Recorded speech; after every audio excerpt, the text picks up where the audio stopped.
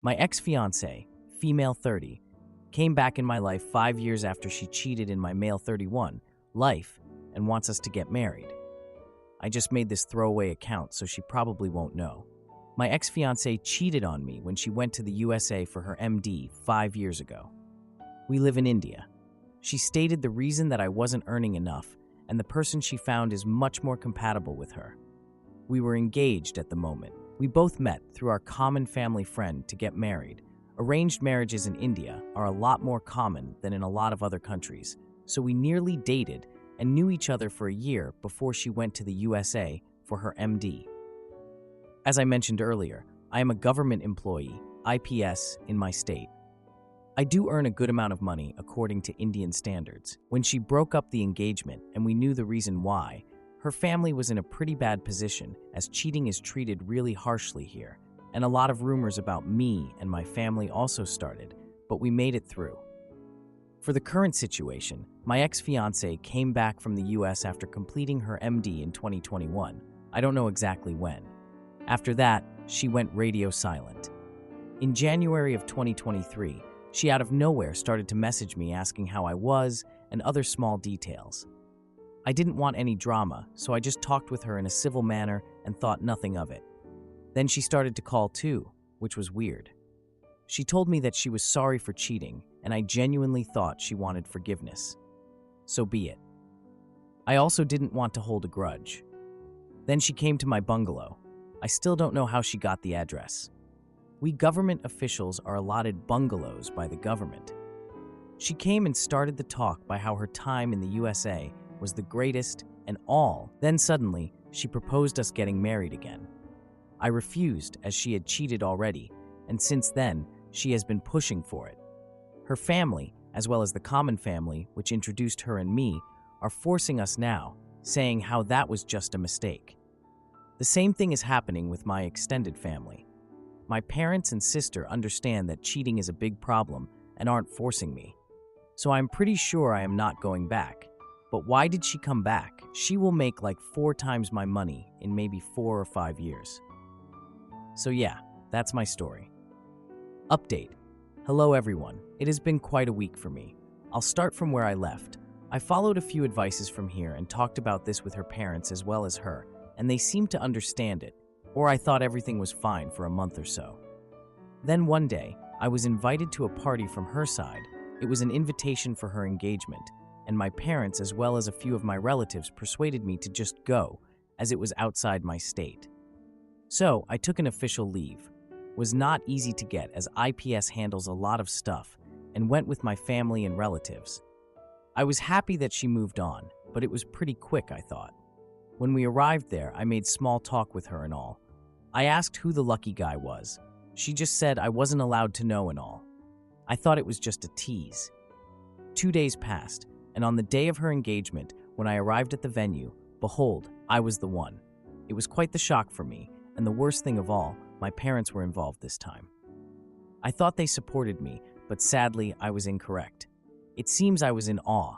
What could I do? And her parents literally, not gonna lie, literally just wanted to bribe me into marrying her. They said, Beta, hum logo ne tumhare, and pritha ke liye ek flat pe le liya hai. Agar na ho to hum wo tumhare naam pe kar de, or shadi make SUV, or tho the cash de denge. Translation. We bought an apartment for both of you, and if you want, we'll put this in your name, and in the wedding, we will be giving an SUV in cash, as in Indian weddings, dowry is just too common, and I am against it. Okay, let's continue. Now I was just like, wow, it's like a movie, and everyone, literally everyone was like, Kya problem hai Prithame? Sundar hai? Doctor hai? Or kya chahi? Translation, she is beautiful, and she is a doctor. What else do you want in her? And then the blame shifted towards me as to why I won't just marry her. She made a mistake and wants to amend herself, and I won't accept her because of my male ego as she earns more than me. Things stooped so low that even my parents were on her side now. My sister wasn't invited as she was really with me and against her, and a ton of things happened. I am writing this on my day off when I can write, haven't talked to literally anyone since except my sister, feeling really messed up now. What should I do? Please give advice. Now for a few important comments. Kinda sad girl 89. Oh, she was dumped for sure. Block her number, friend. Dumped cause she thought she found better. Go R98. She has had her fun on the other side. Now she wants to settle down with a man she already knows. This will be an easier option than finding a new man from scratch again and even confessing to him about her canceled marriage and her cheating. Getting married to you will simply close the chapter on her past cheating scandal. It will also get her relatives and acquaintances to stop talking about her cheating and canceled engagement. So it's an easy win for her and her family. You need to think about yourself. If you don't want to marry her, then simply tell her that you do not view her as a romantic partner. Tell her that even though you forgave her as a person, you cannot just go back to the way things were while you were engaged. You are a different person now and do not view her as a life partner. Be firm. Maybe threaten her with a restraining order. You are a police officer. You should know how to set up a restraining order. Forward 23846, OP. She and her family are pushing because they are trying to restore their reputation. They care about nothing else right now. Her cheating put them and the introduction family in a bad light. Most likely, ex-fiancée was dumped, and her prospects now that she is back home are limited because of her past cheating and now sullied family reputation. It's time for you to reverse this situation. Avoid her at all costs if possible. When people push for you guys to reunite, start bringing up people in their family of marrying age that are free to marry your ex. Say things like, "Sorry, Auntie Priya, I am not available to marry ex-fiancé, but I heard that your nephew Raj is looking for a wife. I will let her, ex-fiancé's, mother know you said to reach out to his mother about a potential union." As soon as other people realize they will be associated with ex and her scandal by approaching you, they will stop. GL and hold strong. Do not let this woman and her flying monkeys guilt you into this lifetime of misery. Then OP replied, "Thank you for your advice. I might try to contact her and say the same things you all taught me and might even show her this post and see what happens. Best wishes." Now for the 1-year update.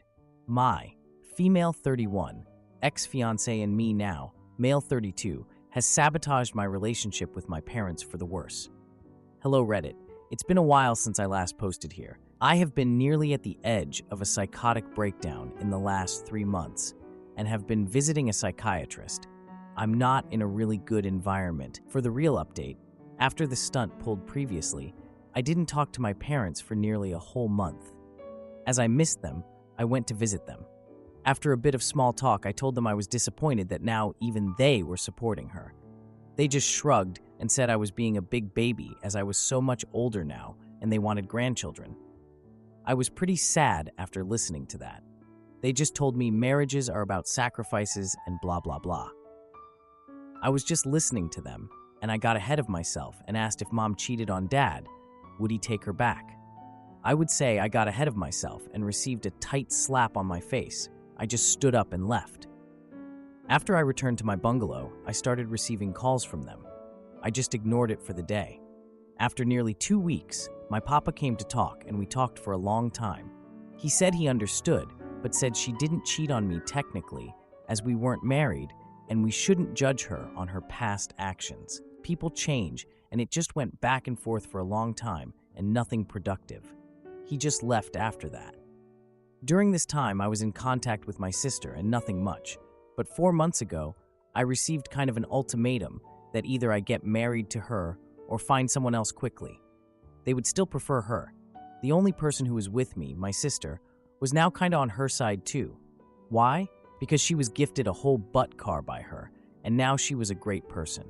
Now literally everyone has told me either I marry or go my way and not to talk to them. I don't want to be alone. Please help. Now for a few comments. S'mores, your sister is willing to sell you out for a car. When people tell you who they really are, believe them. I'd suggest sticking to what you've seen works. Keep asking how many times your dad cheated on your mom. Ask your sister's husband, if any, in front of her, how he accepts her cheating. If not, why are they fine with cheating? When someone gets upset, ask if they are going to hit you again. If they say it wasn't technically cheating, tell them the British technically weren't stealing when they took 30 trillion pounds from India, but if you aren't upset about it, you're just a worm. They are hypocrites and cowards. Just keep calling them out. Distress fail. Hello, OP. Are you from northern India by any chance? I am an unmarried Indian woman in her ID 30s male, so I do understand the amount of pressure you must be facing to get married. But just because you don't want to be alone due to your family ostracizing you is not a good reason to get married to the wrong person. All the people pressuring you are not the ones who will have to look at her every day and every second of their life. You will suffer if you bend to your family's whims. There must be elders in your family or young people who will support you to not marry this woman. Take their help. Go nuclear on your family and hers. They may even threaten you. Don't fall for it. Whatever the threat, you do the same and repeat their threat back to them. My petty butt would just agree to marriage, pretend, but I would pre-record a video of all your ex-fiancée and her family's past and present actions, how it affected you, and how your family is supporting this person over you, their own son, and forcing you into this marriage against your wishes and happiness. I would play this surprise video just before the wedding and leave immediately for a nice vacation. But this is just wishful thinking. Under no circumstances, don't marry this woman. She is willing to buy your family's affection with money. She will make you suffer a lot tomorrow, be it she may cheat again or will put false cases on you if you don't do as she wishes. That life will be hell. If everything fails, we'll just turn away from your family. Block them. Make sure your relatives know why your parents and sister are blocked. Anyone who suggests that you marry your cheating ex-fiancé, tell them your cheating ex will contact them as they are willing to give up their son or someone in their own family is available to marry her. See how fast they turn back. Please be strong. You are only 32 years old. You are an IPS. A lot of people will come forward to marry you. If you don't want any dowry, double the amount of families are willing to give their daughter to you. Be strong. Our society is brutal, but it's your life. Time to take it back. I made an account just for this. Do update. I will look forward to hearing some good news from your end. Take any and every help to stop this so-called marriage. Am I the idiot for ending my engagement because my fiancé said I'm not exciting enough? I know this may sound like a huge overreaction on my part, but my head has been ringing ever since this happened. I've been engaged to my fiancé for a few months now. We had dated for just shy of 2 years prior to that. It would be cliché to say everything was going great, but for the most part, it was good.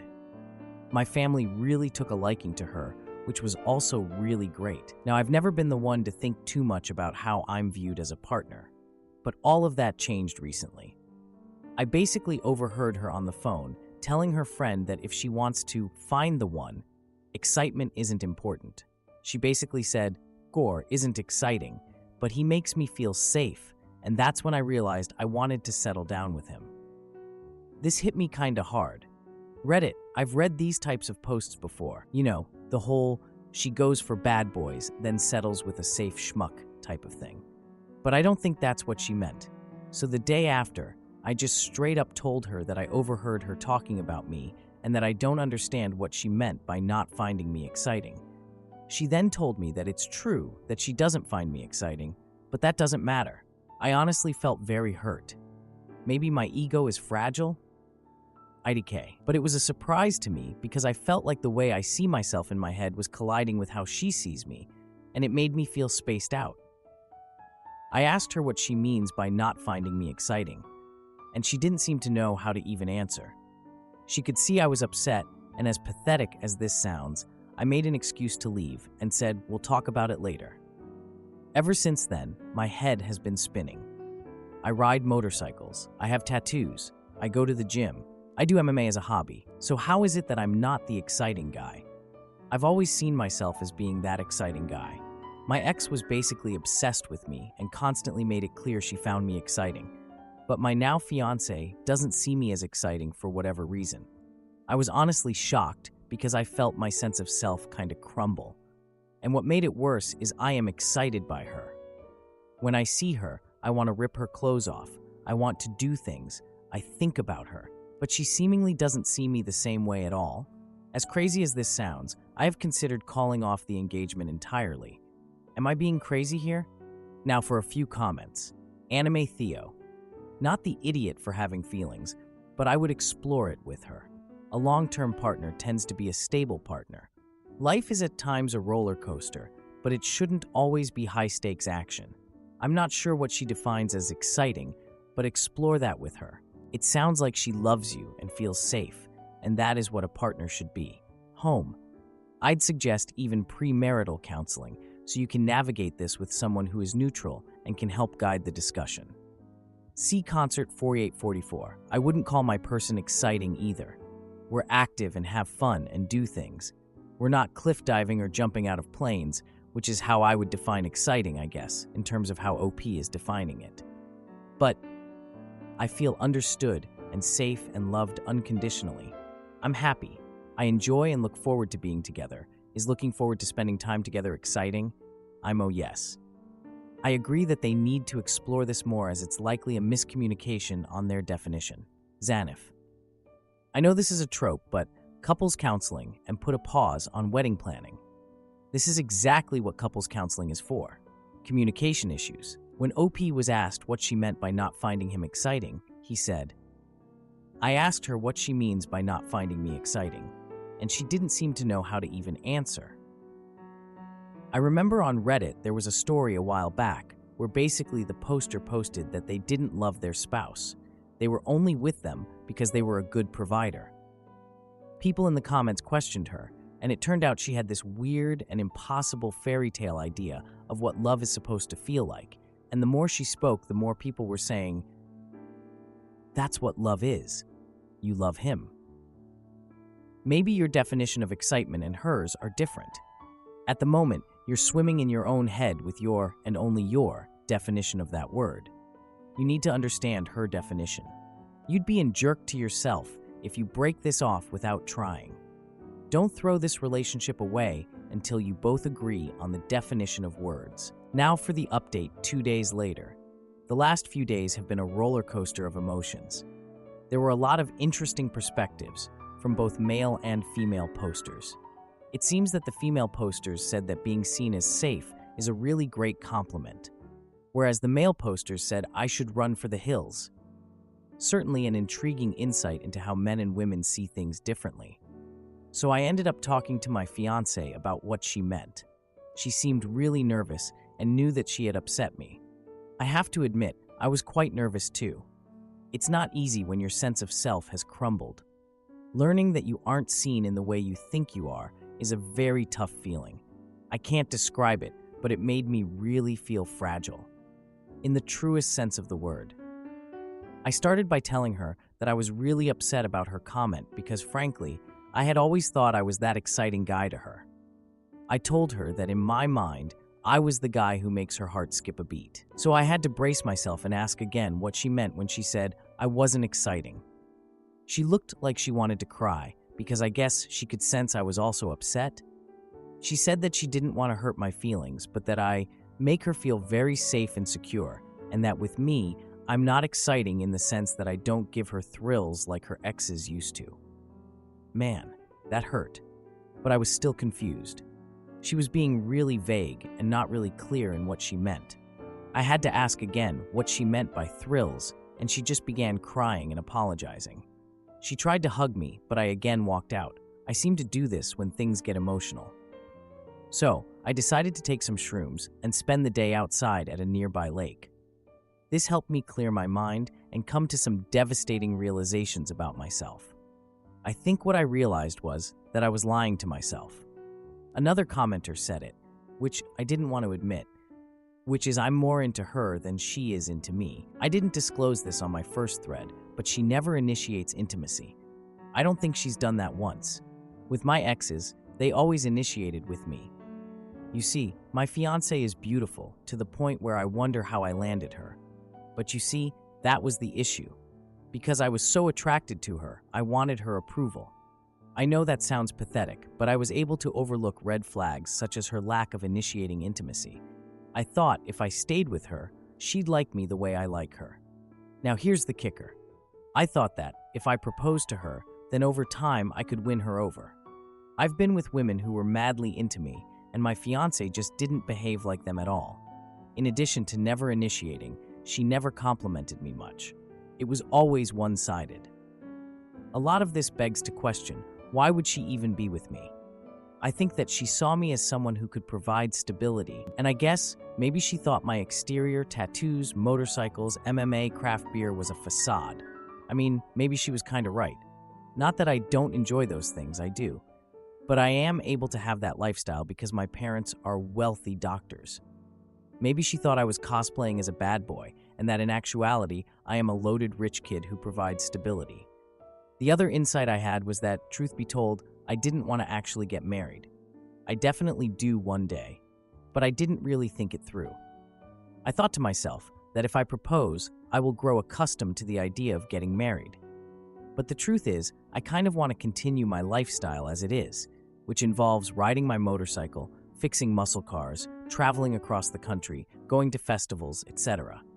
Do I want to get married one day? Of course. But I want to be with a woman who is really crazy about me. Someone who compliments me a lot, initiates intimacy, etc. So I ended up talking with her later on and telling her that I want to call things off and end things. I won't bore with details, but yes, she cried a lot, even got angry, said I wasted her time. I told her that it wasn't anything she did, but she didn't buy that and kept pressing. She told me that I misunderstood her comment, but I told her she couldn't even clarify what she thought. It ended with me telling her that I have nothing against her, but that I am just not ready for marriage. I told her that the lifestyle I want to continue, in addition to me not feeling the connection I thought I had with her, was why.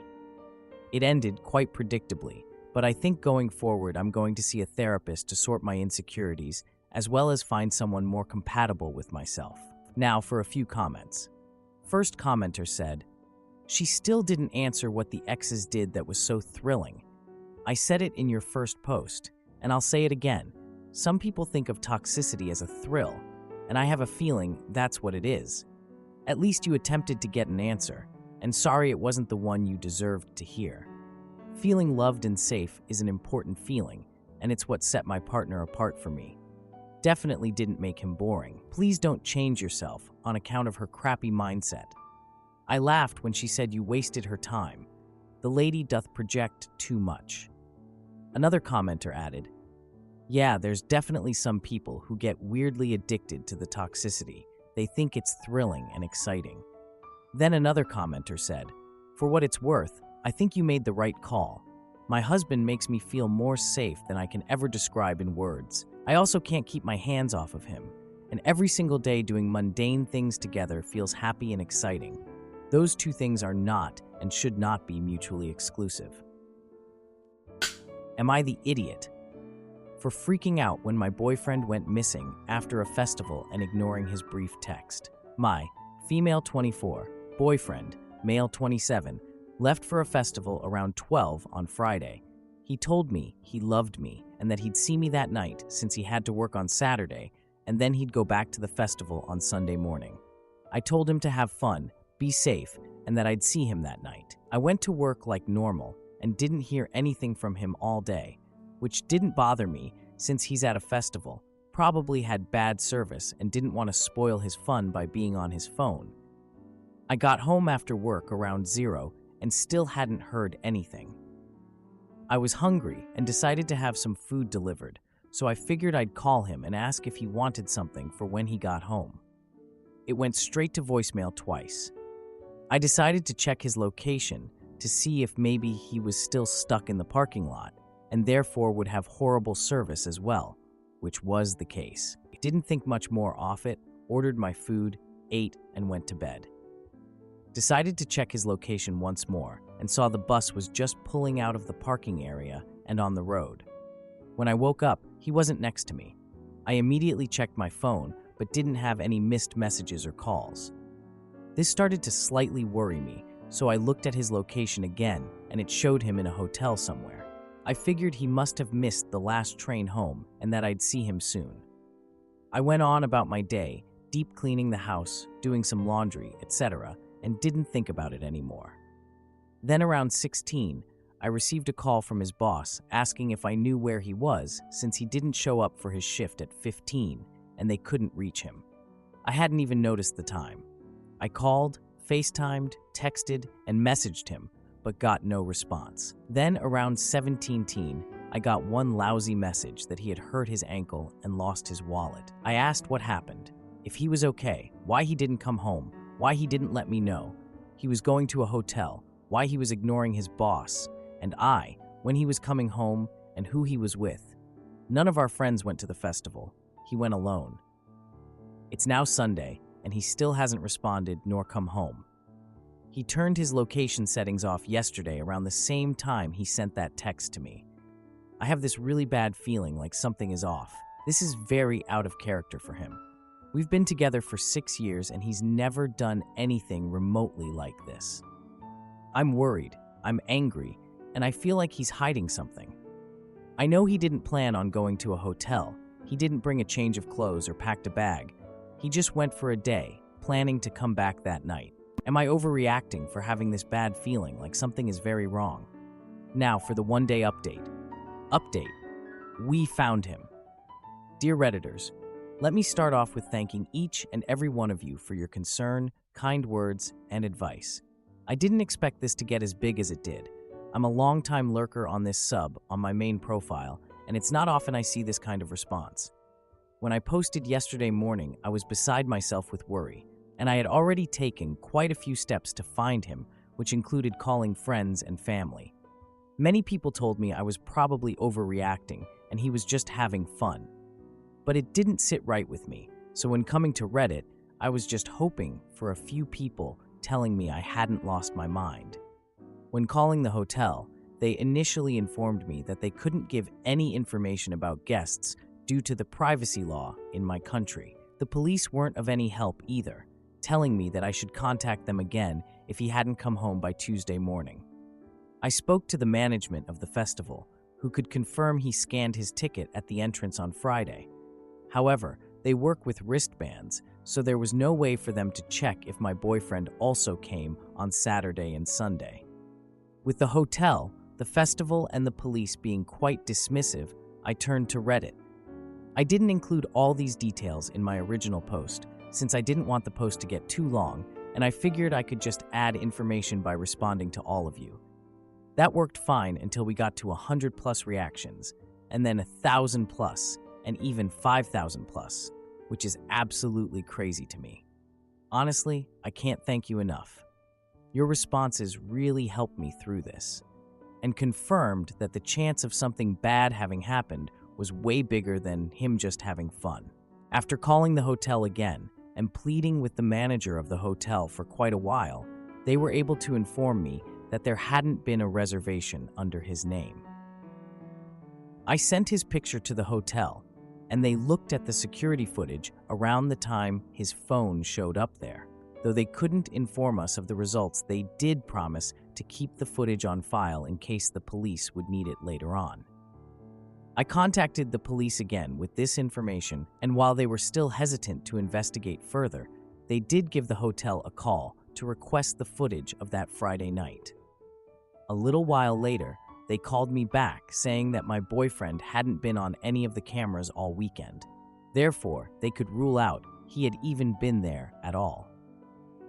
Because his phone clearly showed his location being there, and I had screenshots to prove it, the police realized that something indeed wasn't right and promised me they'd look into it straight away. Me and one of our mutual friends decided to start driving towards the festival site, which was about a 4-hour drive. We knew we wouldn't be able to get in since we didn't have tickets, and even if we did, there'd be no way to find him in a crowd of over 65,000 people.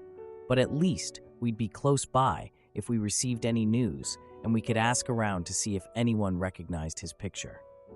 Before we reached the site, I received another call from the police. My boyfriend had been in the hospital since Saturday morning.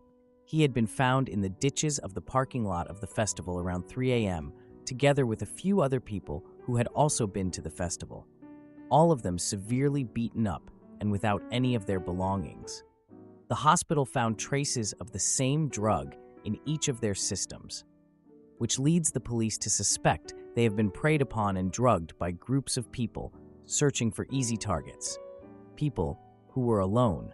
Apparently, it usually takes 1 to 2 days to identify an unconscious person without any form of ID on them, which is why I didn't hear anything earlier.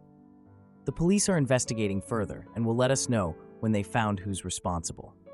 We already confirmed that we want to press charges. My boyfriend is okay now, and he's expected to make a smooth recovery. He broke his collarbone, and his wrist is covered in bruises and cuts and has a light concussion.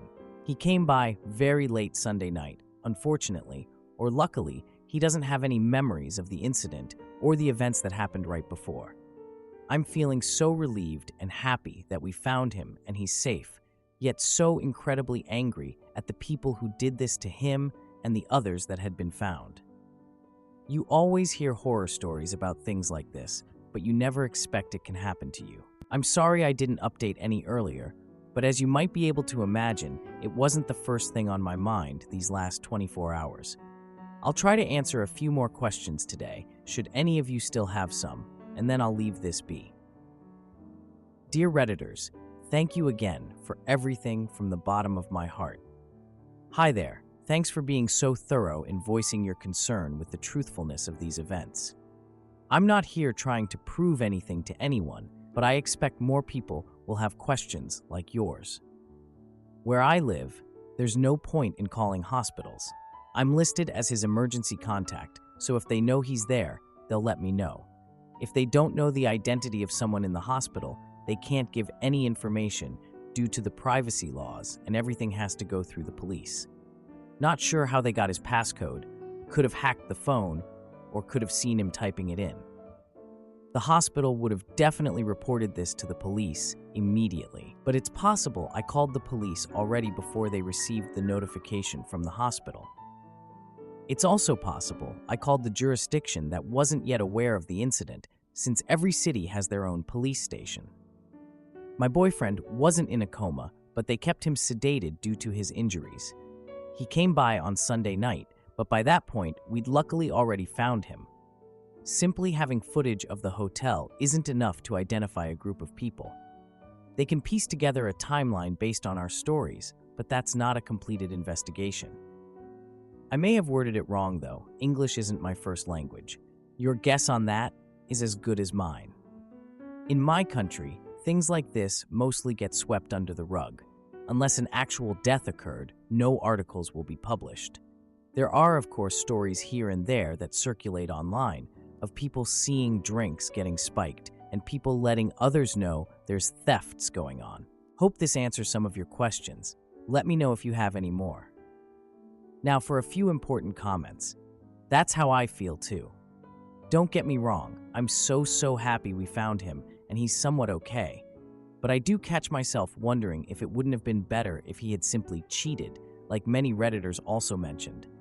I hate seeing him in so much pain. I'd rather be in pain myself.